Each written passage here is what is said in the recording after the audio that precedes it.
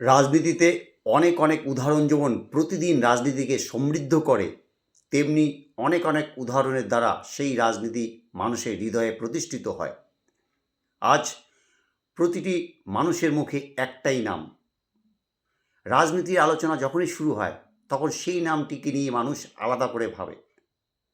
সর্বভারতীয় রাজনীতির প্রেক্ষাপটে বহু ভিড়ের মধ্যেও সর্বাগ্রে তার নামটি আলোচিত হয়। এক কথায়, a man who became A legend in politics. রাজনীতিতে কিংবদন্তি হয়ে ওঠা একটি মানুষের গল্প।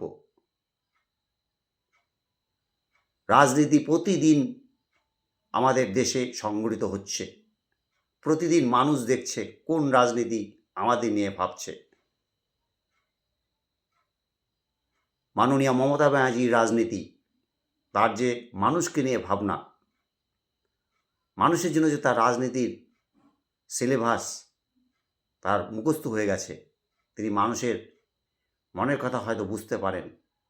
তার জন্য আজ তার যে প্রতিদিনের রাজনীতি, কিংবদন্তি হয়ে ওঠার যে গুণগুলি তার রাজনীতির মধ্যে বিদ্যমান, যা আজ তার বিকল্প খুঁজে পাওয়া মুশকিল। মাননীয় মমতা ব্যানার্জির নামটি যেমন আবেগ, তেমনি তার রাজনীতির মধ্যে লুকিয়ে থাকা আবেগ হচ্ছে জোড়া ফুল।